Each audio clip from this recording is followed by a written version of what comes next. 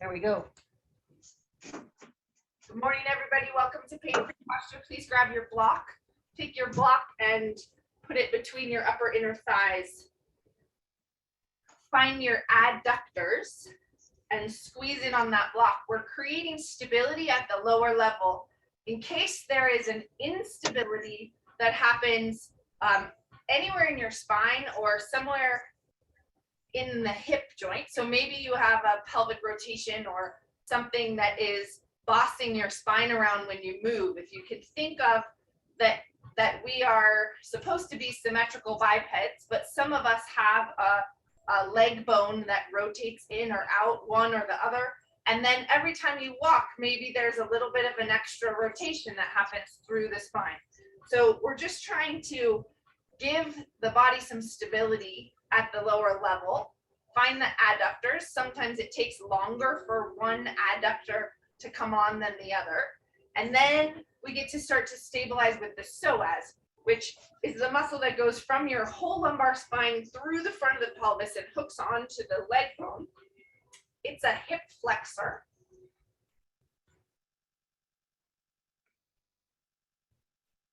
But it's also a stabilizer, one of the few muscles that goes from the back to the front of your body. That's how important it is. So from here, please start at your shoulders and gently squeeze your shoulders just a little bit to open the collarbones and slide them up toward your ears and press them down. Find the trapezius muscle. That's the muscle that lifts your shoulders up. And then as you go down, you also have trapezius muscle that moves the shoulder blades down and together, your mid and lower trap. So you have your upper trap that goes up and mid and lower trap that pulls the shoulder blades down. 3 innervations to that muscle. Often a muscle that takes over, especially this upper portion when we're stressed out. Finding that middle portion of your back is important for stabilizing.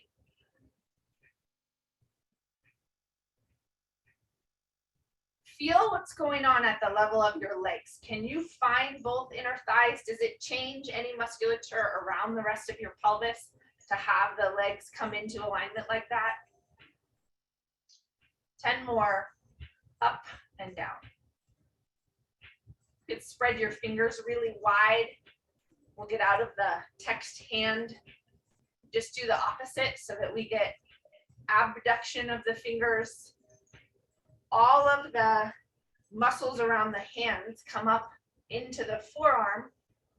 And I mentioned before, but I'll mention again, in Pete's book, he said the amount of brain space that you have to work the muscles of your fingers and your feet, or your hands and your feet, is really remarkable. All the things we can do with it. And when we're spending like 4 hours a day like this, that's not exactly the motion that our hands are supposed to do. So spread those fingers, open them up, and release. Take it into a shoulder roll. You could still spread your fingers wide. Let's do 10 backwards, up and back and around. And feel how the 2 shoulder blades work onto your back. So is there any difference between the right and left?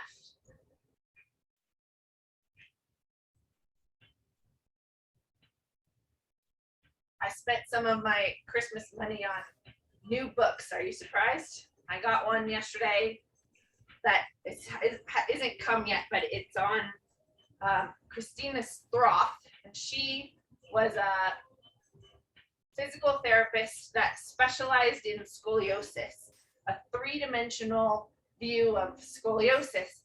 And she had people do all kinds of exercises similar to Egoscue about breathing and moving the arms and using poles and changing how the spine is aligned based on the curvatures and allowing the muscle imbalance to come out. So I'm pretty excited about that book. So you'll have some new stuff, I'm sure, when that comes. Go up and forward and around. Let's go into a fist this time. Squeeze your hand into a fist and feel the muscles have an even tone all the way up the forearm.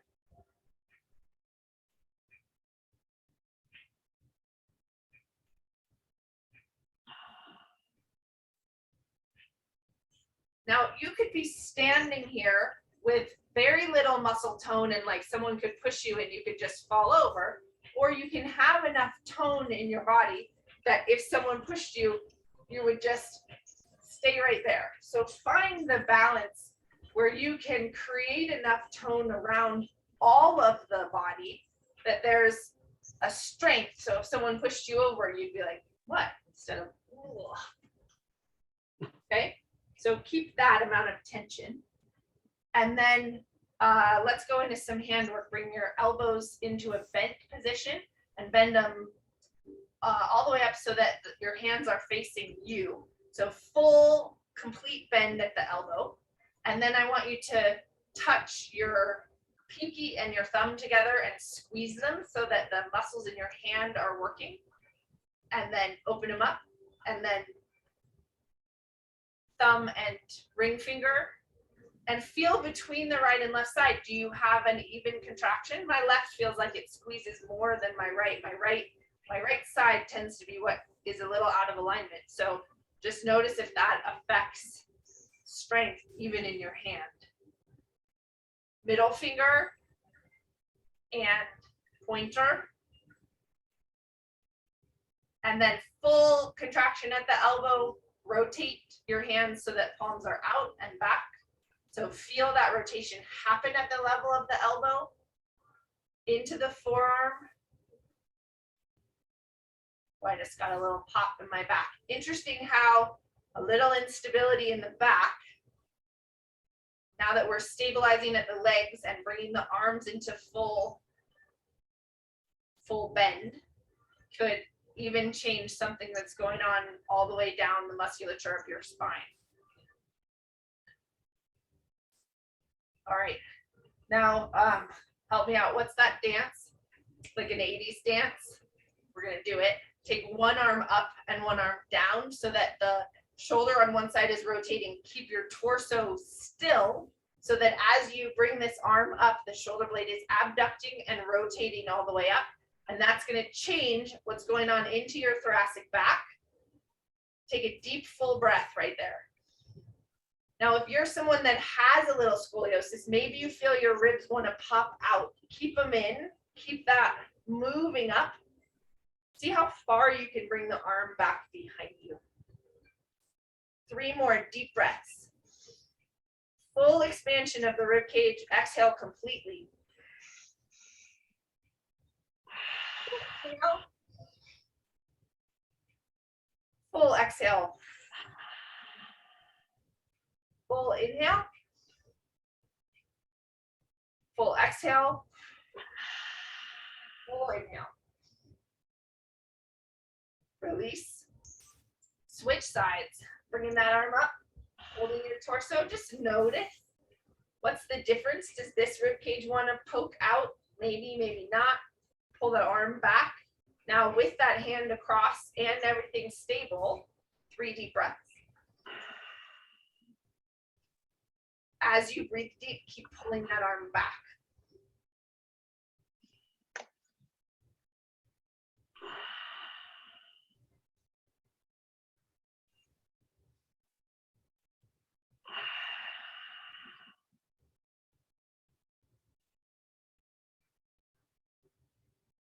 Last one, full breath in.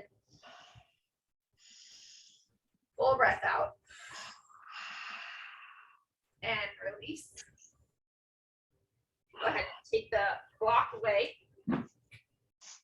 Elbow curls. Fold your fingers into the golfer's grip. Keep it there. Find your hands in an elbow curl all the way together. Keep it there. Full deep breath. You can bend your knees. Even move your ribs a little bit.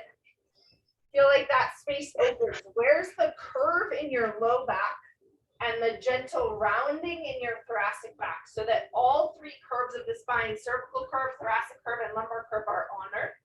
Keep that there and then bring your shoulders around the rib cage without the rib cage really moving out of the way and really pull the arms back. Find those mid traps again.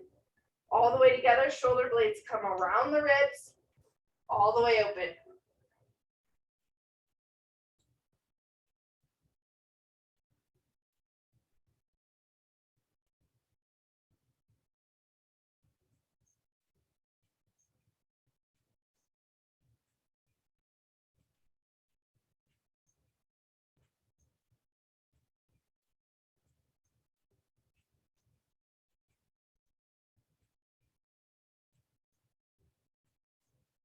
and release. Okay, let's find some directional muscles. Bend one leg from standing, pelvis stable, as if you have this pelvic ring working. Little squeeze of the muscles, even of the pelvic floor, to keep that all stable. And just like I said before, if someone were to push you, have enough tone in your body that you would stay stable while you do a hamstring curl. Pull it all the way up. Now, as the front of the thigh pulls tighter, it may want to pull you into an anterior tilt and put too much extension in your back. So you may have to fight that a little bit by pushing your fingers out. So if I were to dig my finger into your belly and you were to push that out with the muscles of your torso, that creates stiffness. Create some stiffness in the trunk and then do your hamstring curls. Find your balance, curl it all the way up so that as that goes up, there's very little change in the position of the back.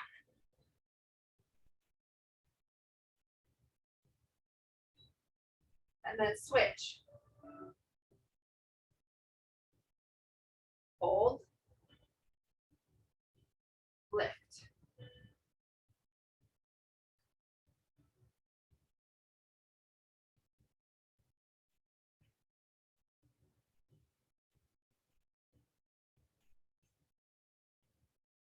Notice for yourself, does your body, your quad or hip flexor, want to boss any part of your back around on one side more than the other? If you put your hands on your rib cage and on your hip bones, do they stay stable while you bring that leg up and do a hamstring curl? Or do you feel like there's movement on one or both sides of your back as you do that?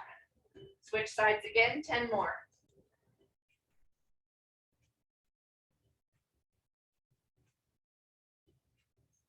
For me, this right side wants to go more anterior. As I do that, I have a tighter psoas or quad on this side. It's taking more conscious abdominal engagement here to keep that stable.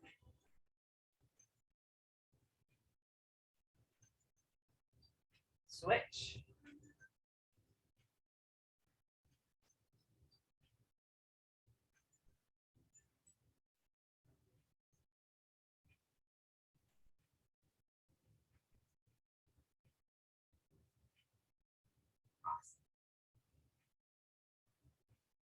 Let's go into a side lunge. So from standing, take a step to the side, sit back, keep your torso stable as you do that. Sit back into the heel, find your butt muscle, and step together. Other side. We'll do 10 on each side. Start to work that movement into your body. Lengthen the adductor, work into that single leg. And again, even tone all around the muscles of that leg.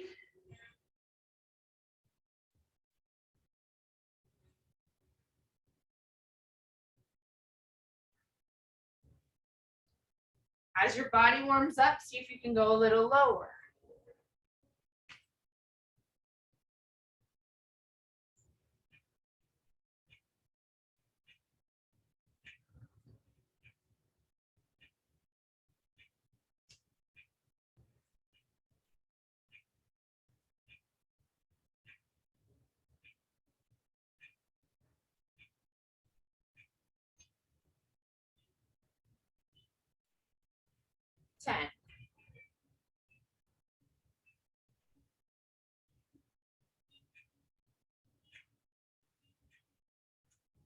All right, up onto your toes 10 times.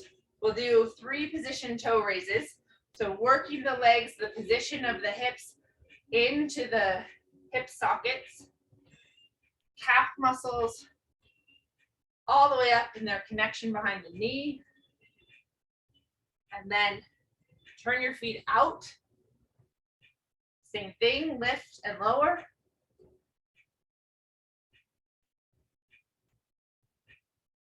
Feel the musculature in the bottom of the foot. Start to be aware of what are your arches doing?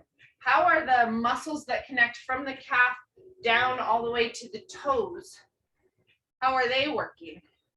I was doing this the other day and I had like a tendon pull, kind of doing some calf raises, working on my knee, and then it felt like it let go. Something kind of clicked. I was like, oh, something was gliding through maybe my retinaculum at the ankle or somewhere along the path. Something had been a little stuck, but it kind of released as I did that. Then turn your feet all the way pigeon-toed, toes together, heels out.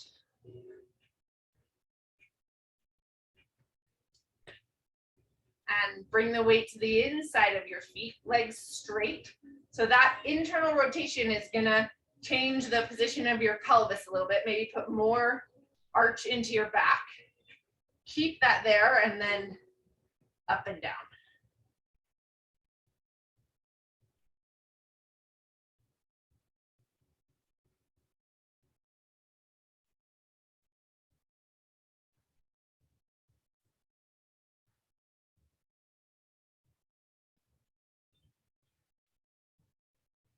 And back to straight. Same thing.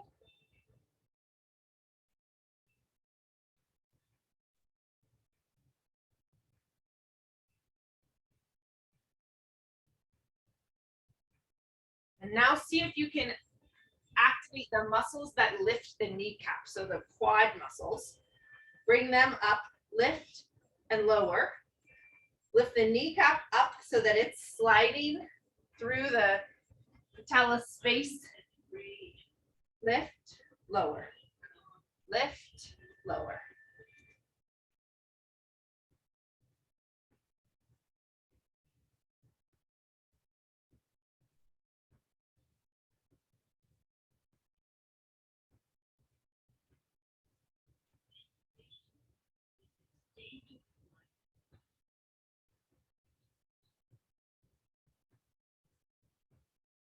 Ten more.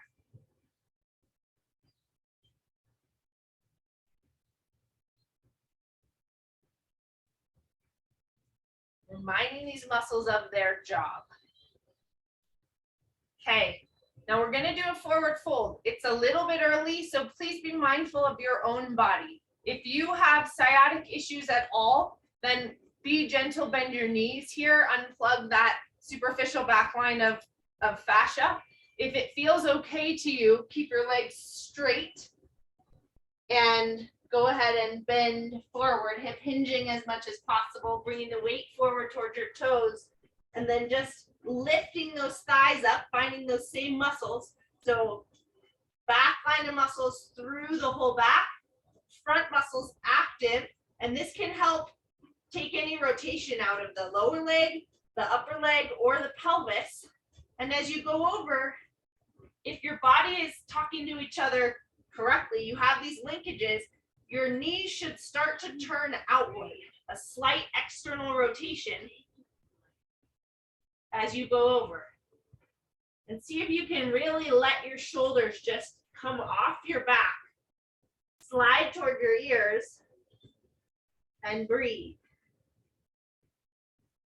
If there's any indication in your body that this isn't okay this early in the morning, please come out of it, or again, bend your knees. That makes it a bit of a safer move by taking the linkage of the hamstring out. Come on up. Do it one more time.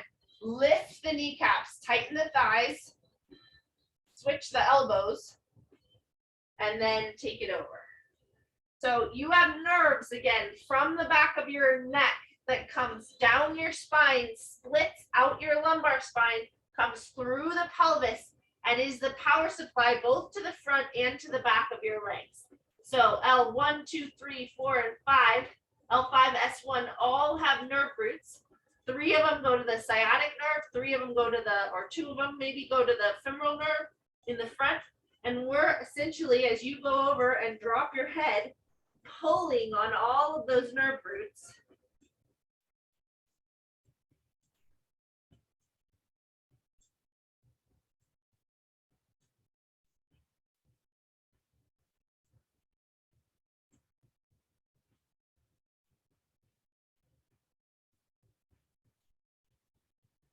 and gently come on up. Excellent. Come onto your hands and knees, cats and dogs.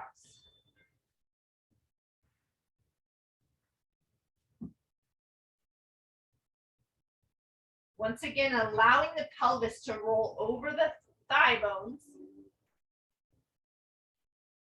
Down and up.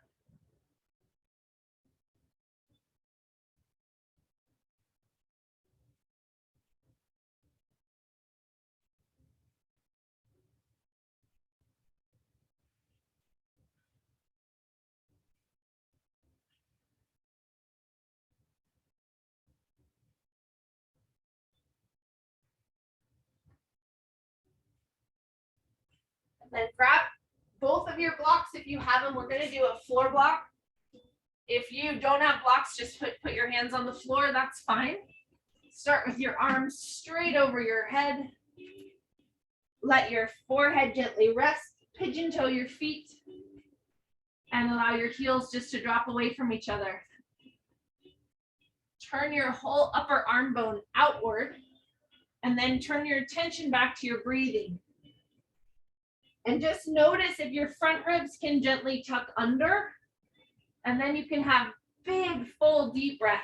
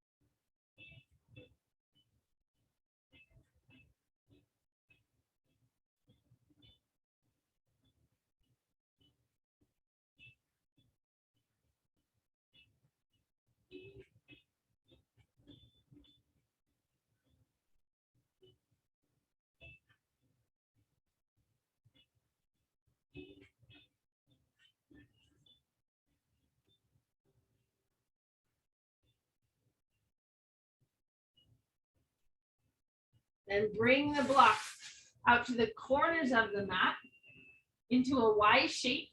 Hands still in the golfer's grip. So fingers pulled into your hand and then the whole upper arm bone really rotating back. And then again, breathing. Big full breaths. Letting the ribs expand from the inside outward.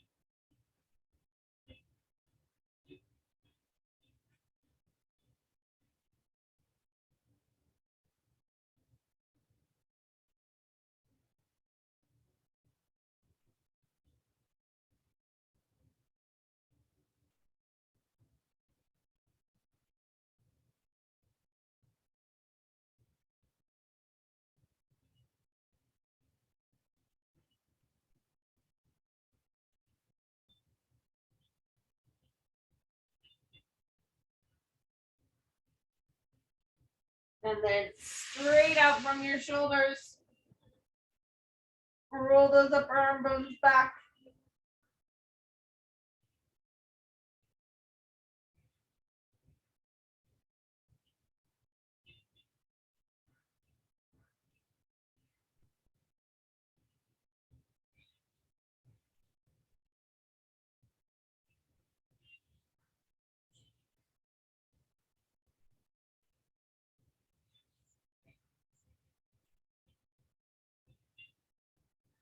And release. Press up onto your hands and knees. Opposite arm, opposite leg. Hold it out there. Then keep your leg out there. Bring your arm into a cactus arm and then take it right back out. Letting that shoulder blade glide over a stable body.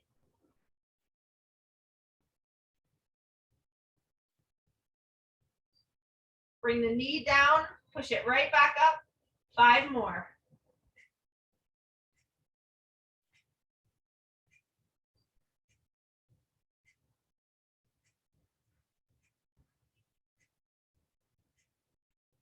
And release.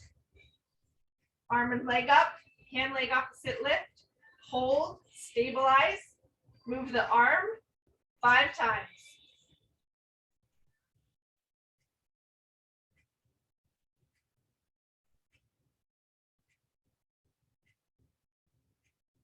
Bring the knee down and lift it right back up.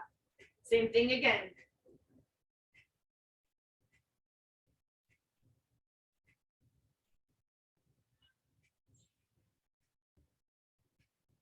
And release.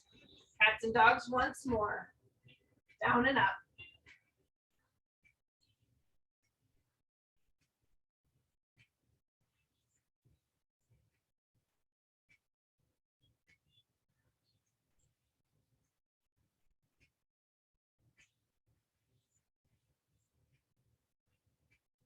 Let's go after some rotations. Start with an upper spinal floor twist.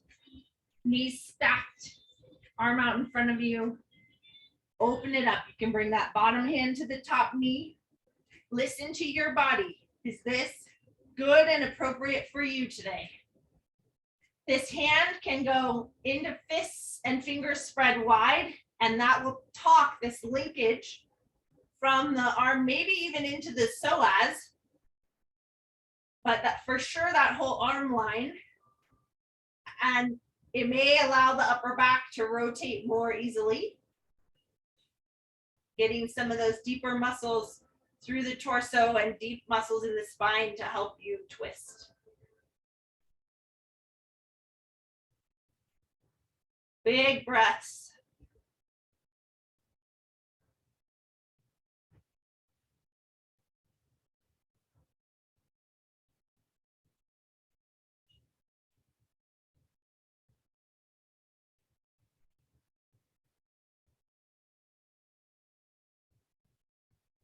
Untwist. Roll to the other side. Knees stacked. And open it up. Allow your body to do it. So I have one direction that doesn't rotate as easily. So I'm going to give it time. I'm going to listen to my body. Do the same in your body.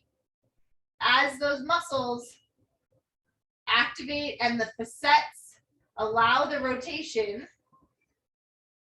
then allow rotation to happen without forcing anything. Do add the breath. Expand the ribs from the inside. See if you can get that to move so rotation can occur.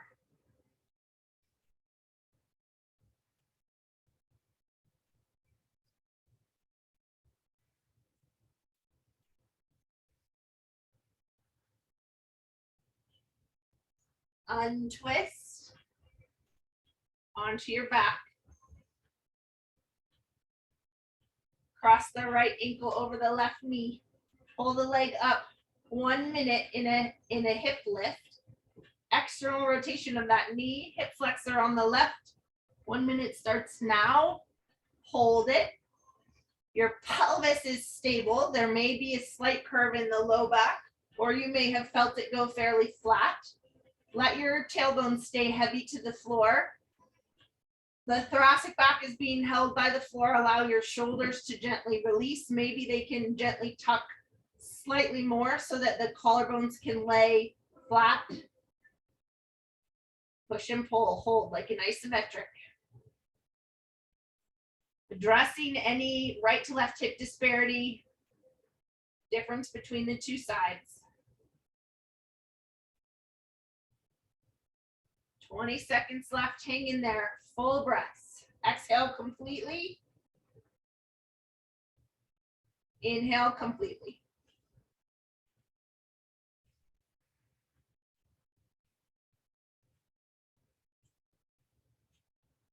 and release. Switching sides. Left over right. Pull that right leg in. Push, pull.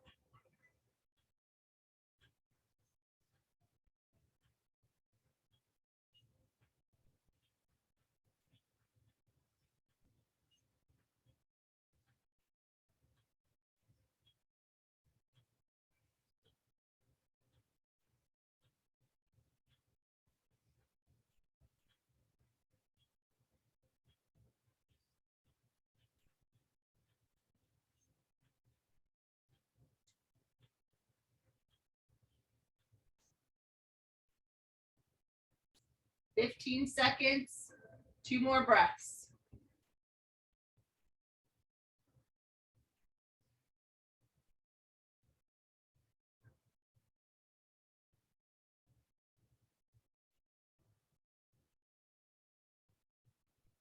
And release. Let your feet be slightly wider than your hips and go into knee drops. So internal rotation on one side, external rotation on the other. That is going to pull on some of the tendons around your SI joint, or where your sacrum and your pelvis meet. So this linkage between the leg bone, the pelvis, the low back, the ribs, some of these spiral muscles that are your obliques that cross from one side to the other. Just allow that to happen in your body.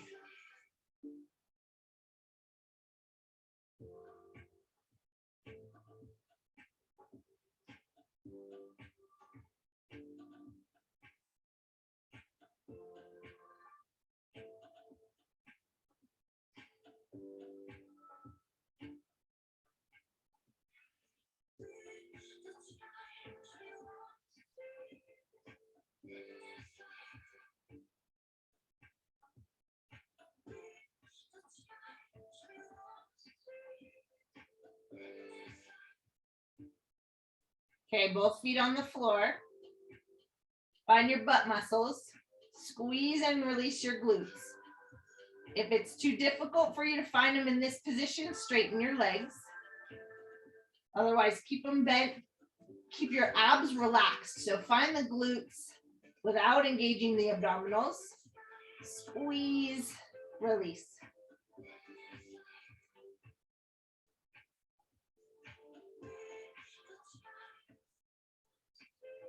And you could let your knees go slightly wider than your hips. If you're having trouble, that would give your glutes a little bit more of an advantage to be in slight external rotation already.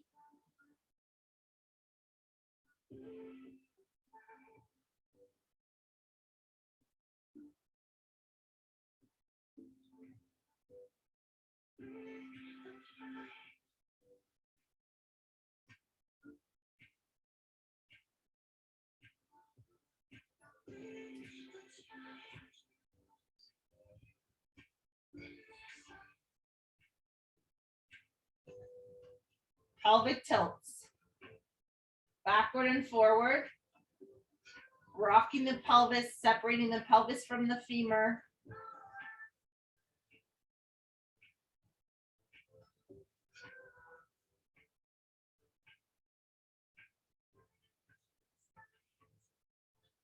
And then active bridges.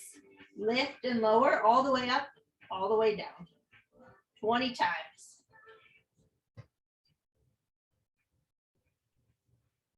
So we worked on some of these deep stabilizers, psoas, diaphragm. We haven't really worked deep neck flexors yet, but all of those deep elbow muscles we got to today, some knee muscles.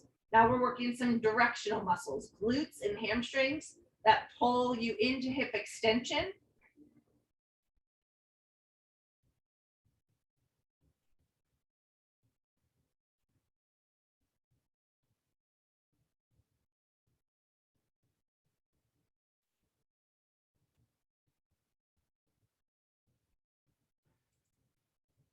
And then one leg in the air, 10 times.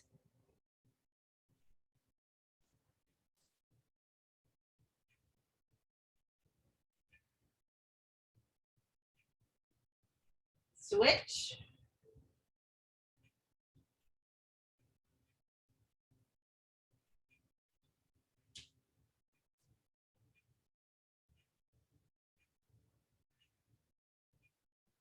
release, right into foot circles, point flexes, hold your right leg up, pull down and back, circle your foot all the way around.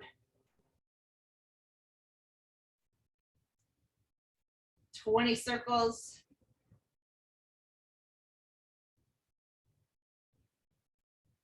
And reverse.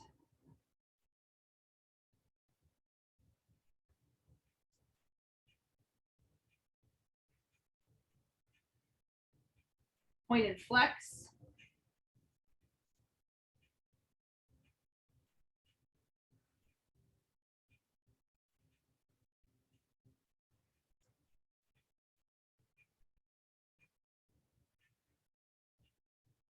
Release.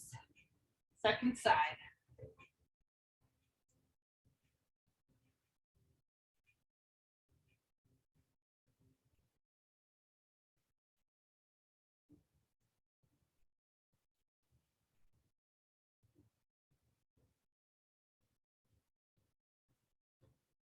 Reverse.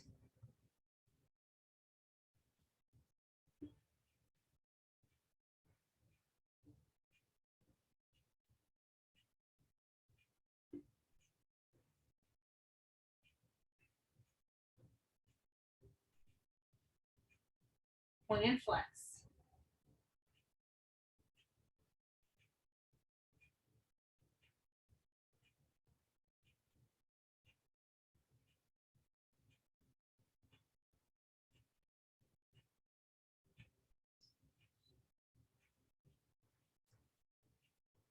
Release. Roll to your side, so move the arm and leg as you go over. Keep your spine in good alignment.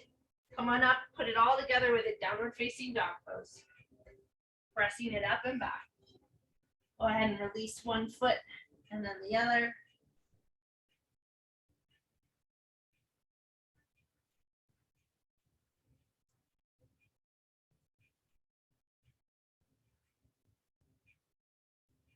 Come down. Let's do one kneeling groin stretch today. Something in a split hip position. Back leg back behind you.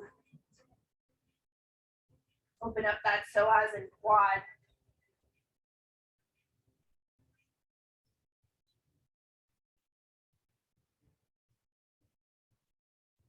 Shoulders relaxing down your back.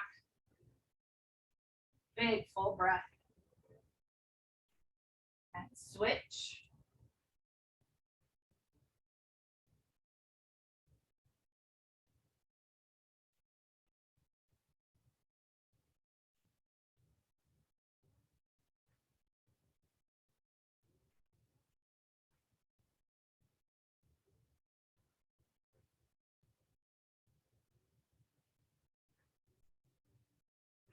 Back into your downward dog one more time.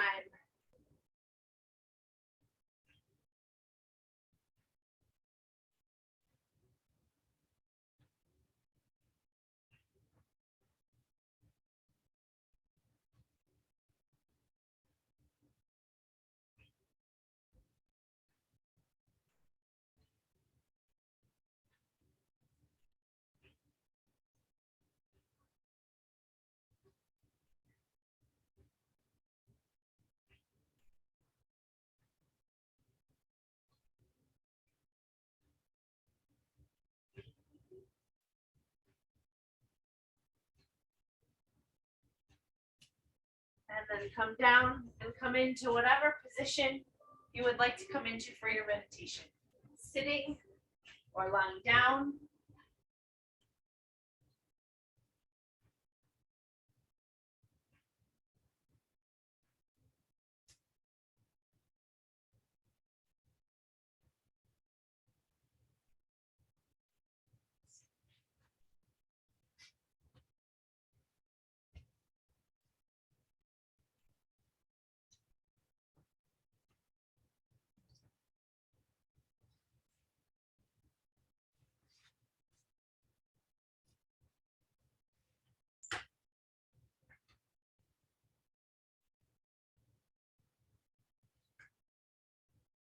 Take a moment to turn your attention to breath.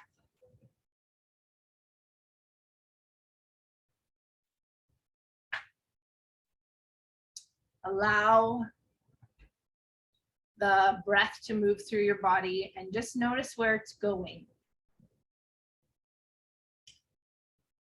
If your eyes are closed, notice that in your visual field, you still have an awareness of space.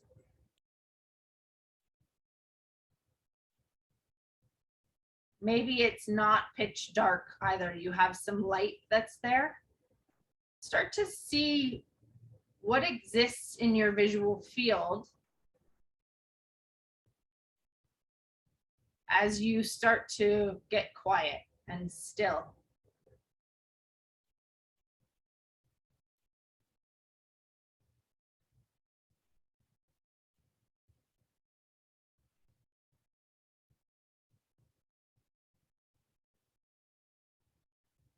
If it's helpful for your mind to have something to focus on, you could have a mantra or just the sound of Om that you repeat over and over. Or you can just notice what's arising in your mind in this present moment.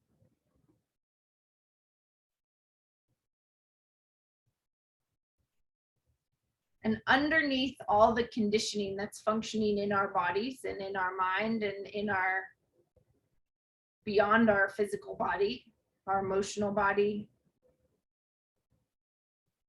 we can notice what's here. What emotion is showing up right now?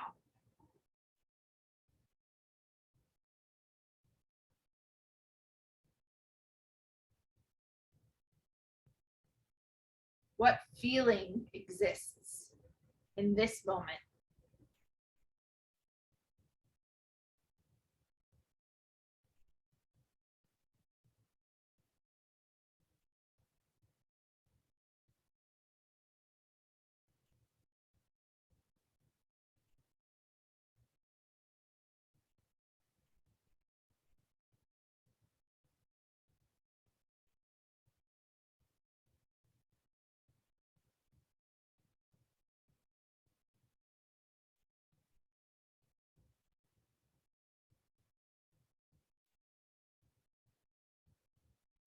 How do you begin to listen to the message of your heart or your gut and not just the conditioning of the mind?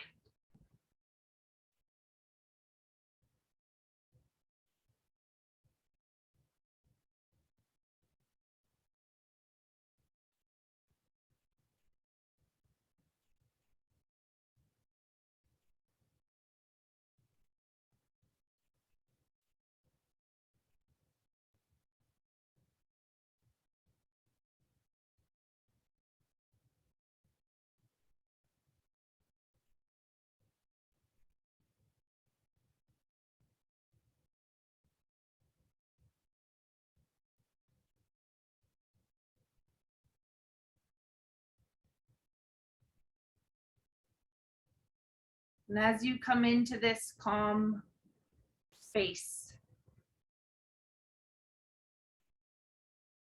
recognize that all of your physical body, energetic body is made up of energy. And the physical body cells are made up of little batteries. And those little batteries have a positive and negative charge. And they need to be flipped in the right direction to allow the full pranic energy, life force to flow through you. So imagine or visualize that you're giving your physical body a body scan. And that if any of those cells need to be flipped into the right direction to allow pranic flow to happen more easily, visualize that happening.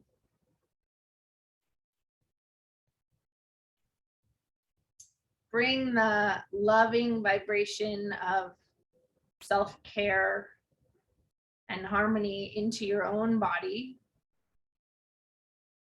And just flood it with light and allow that light to heal anything that might need to be healed on any level of your being.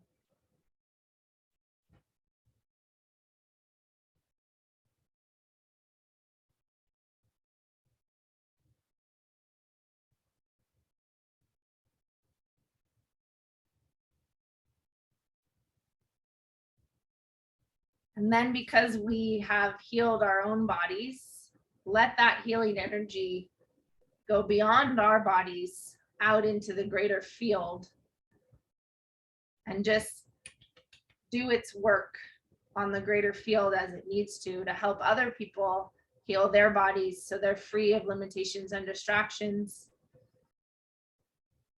so that they can live purposefully and joyfully and in harmony with our environment.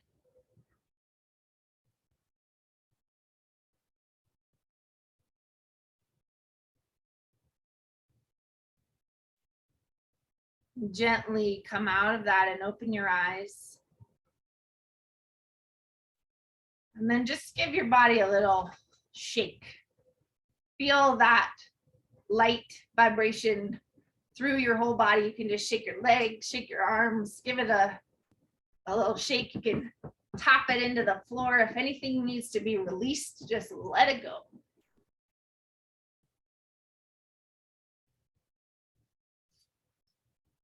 Thank you so much for being here today.